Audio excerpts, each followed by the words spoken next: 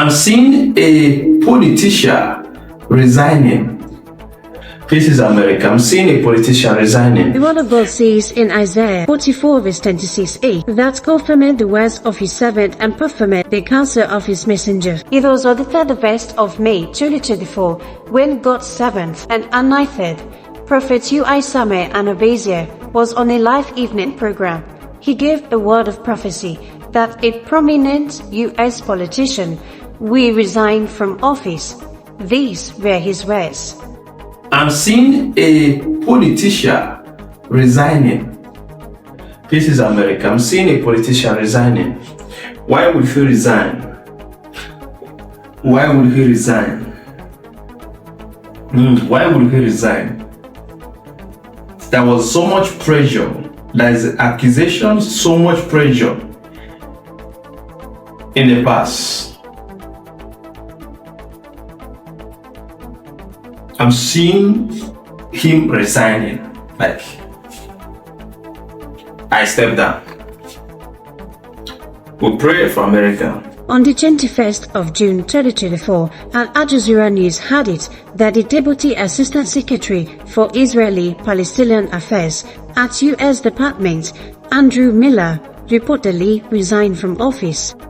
Let's turn to some breaking news now. The Deputy Assistant Secretary for Israeli-Palestinian Affairs at the U.S. State Department, Andrew Miller, has resigned. He's citing family reasons and said if it weren't for family responsibilities, he would have stayed on to fight for what he believes in. I'm seeing a politician resigning. This is America. I'm seeing a politician resigning. Why would he resign? Why would he resign?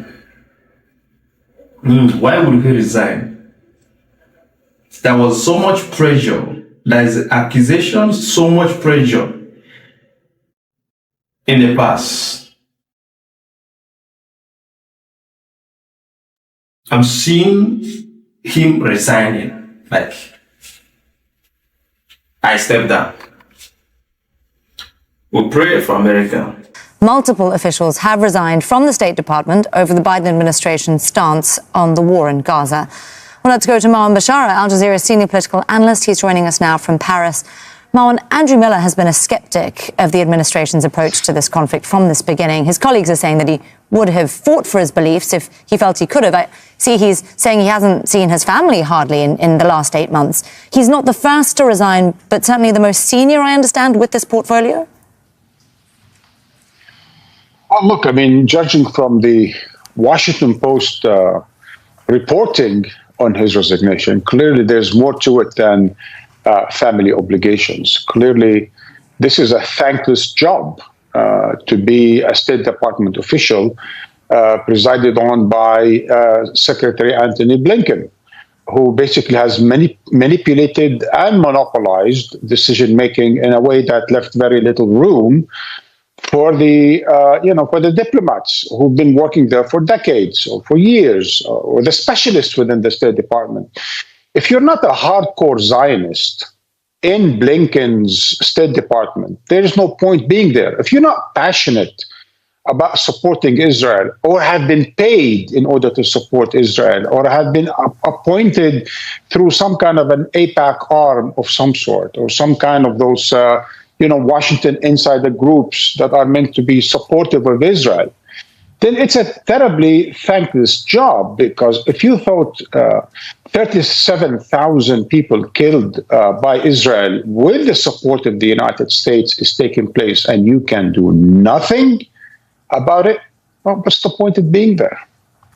Marwan, this is coming as a bit of a blow, surely, to others who've been trying to change policy from within. I see a number of officials who've resigned, not just from the State Department, but also the Pentagon, other parts of government. They've been trying to come together in recent weeks. Is that likely to make any sort of a difference? If you remember, we've seen many different statements, people signing them, not exactly, officially or publicly, a lot were incognito, because of how this could translate in terms of their, future careers in Washington. So it's not surprising to me that Miller and others would quit. What's surprising to me is that dozens of others are not quitting.